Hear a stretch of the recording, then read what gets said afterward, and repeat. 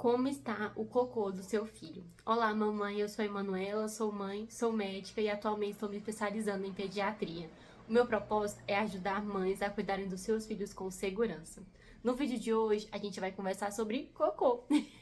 Uma coisa super comum que a gente tem que normalizar na vida dos nossos filhos, mas que toda mãe se desespera, a menor alteração já corre e manda foto pro pediatra, e hoje a gente vai aprender sobre como é que é o cocô dos nossos filhos e quando a gente tem que se preocupar.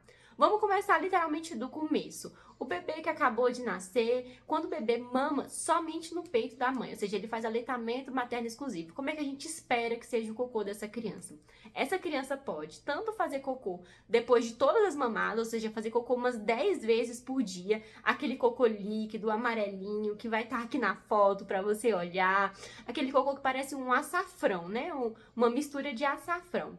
Essa criança pode ter esse cocô, mas ela pode também ter uma pseudoconstipação, que a gente chama, que a criança que mama só no peito, ela pode fazer cocô só a cada mais dias, ou seja, pode fazer cocô a cada 10 dias, por exemplo, e não ter nenhum desconforto com isso, ou seja, o mais importante é a criança não estar desconfortável e vai estar tudo bem. Essa criança não tem uma constipação de fato. O que acontece é que o leite materno é tão maravilhoso que ele é facilmente absorvido pelas crianças, ele já vem pronto e não necessariamente a criança precisa fazer cocô várias vezes ao dia. Ela pode fazer cocô com espaços muito maiores e tá tudo bem com ela, a barriga não tá distendida, ela não tá chorosa e a criança vai estar ok com isso. E outra coisa que os bebês pequenininhos gera muita dúvida nas mães é aquela espremeção na hora do cocô. A gente chama isso de disquesia. A criança, ela não tem a coordenação de quando ela vai evacuar, de fazer a prensa do abdômen, ou seja, de apertar o abdômen e abrir o esfíncter anal, abrir o bumbum para o cocô sair. Então ela se descoordena nesse momento e essa descoordenação faz com que ela fique apertando a barriga para o cocô sair, mas não consiga relaxar o ânus para o cocô de fato sair. Fica nessa luta e é aquele momento que a criança chora, chora, chora, se espreme, aí depois que faz o cocô ela relaxa. Isso é muito comum de acontecer na vida das crianças e não necessariamente está relacionado com nenhum problema. É uma condição benigna na vida das crianças e vai melhorando conforme o desenvolvimento dela vai se aprimorando e ela vai aprendendo a fazer essa coordenação na hora de fazer o cocô.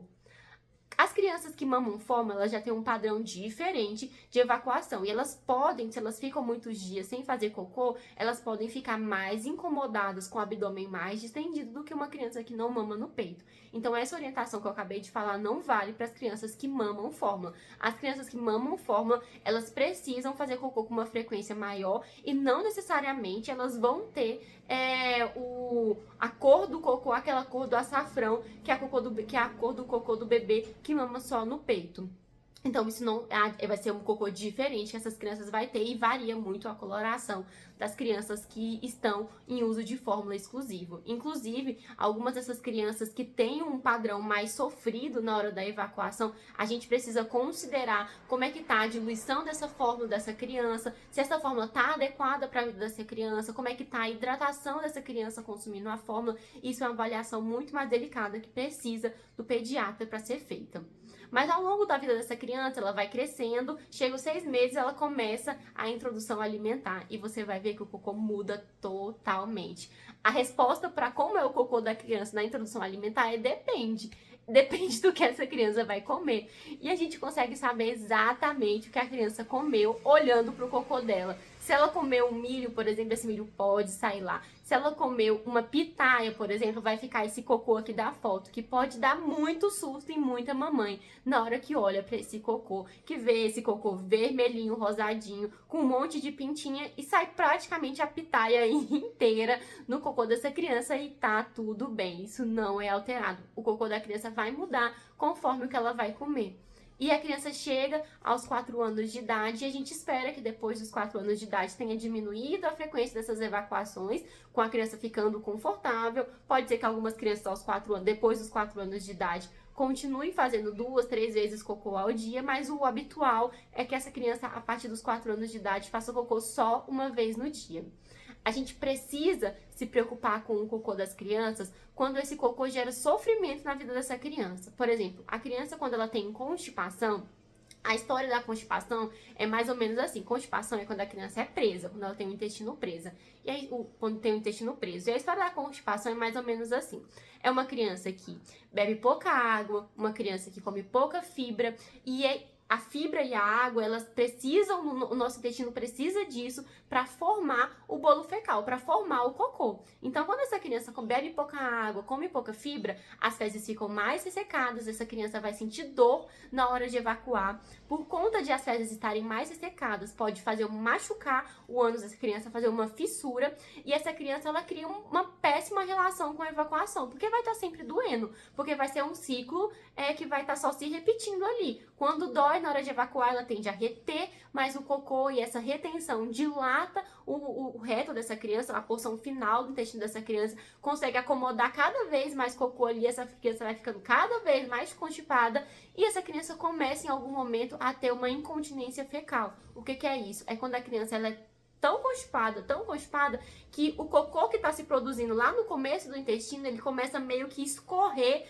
ali na parede do intestino, no meio desse cocôzão que está ali parado. E aí a criança faz um cocô mais líquido, a mãe acha que tá tudo bem, mas não. Isso é só o que tá conseguindo escorrer na parede do intestino, no meio desse cocôzão parado lá no intestino dessa criança. Ou seja, a constipação é uma coisa terrível para as crianças. E a maioria das causas das constipações na infância é a constipação funcional, que a gente consegue resolver com essa criança tendo uma relação mais positiva com a alimentação, ou seja, bebendo mais água, ingerindo mais fibra, tendo uma alimentação mais saudável, com essa criança ficando na posição correta na hora de evacuar. Qual que é a posição correta na hora de evacuar? Isso serve não só para as crianças, mas também para os adultos, ou seja, também para você, mamãe. A gente precisa evacuar com os pés bem apoiados, ou seja, essa criança precisa estar num pinico, ou ela precisa ter um redutor de assento adequado para ela conseguir apoiar o pezinho dela. E a gente precisa também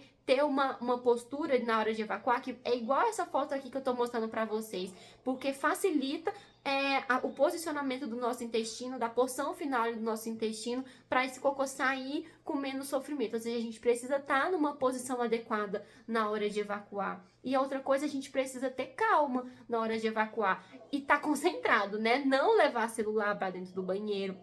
E aproveitar também um reflexo que chama reflexo gastrocólico. Logo depois que a gente come, o nosso intestino está mais acelerado por conta da ingesta da comida, e é um momento ideal para a gente sentar no vaso ali 5, 10 minutos para tentar evacuar. Então, muitas vezes, corrigindo essa questão do posicionamento na hora de evacuar, corrigindo a hidratação dessa criança, a gente consegue resolver o problema da constipação da maioria das crianças, porque a maioria vai ser uma constipação funcional.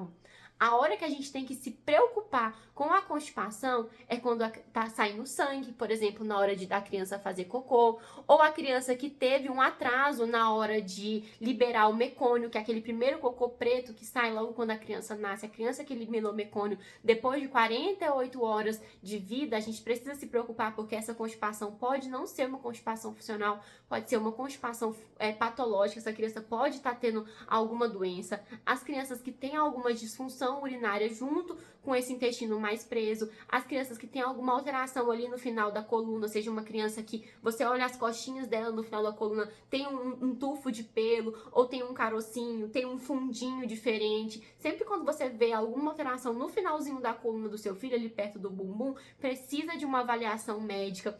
Quando a criança, na hora de fazer cocô, ela faz de forma muito explosiva, esse cocô sai explosivo, parecendo uma bomba. A gente também precisa se preocupar com esse cocô da criança. Quando ela não ganha peso, tudo isso pode ser sinal de que não é uma constipação funcional, é uma constipação de que precisa de uma avaliação médica. E a gente ficar atento pra gente não achar que é constipação, aquela pseudo-constipação que eu expliquei pra vocês do bebezinho que mama só no peito, porque aquilo é uma pseudo-constipação. Bebê que mama só no peito, vale muito essa informação, porque as mães se desesperam. O bebê mama só no peito e ficou lá 4 dias sem fazer cocô. Mas se o bebê estiver bem, a barriga não estiver muito distendida, tá tudo bem. O bebê que mama no peito não precisa fazer cocô todos os dias.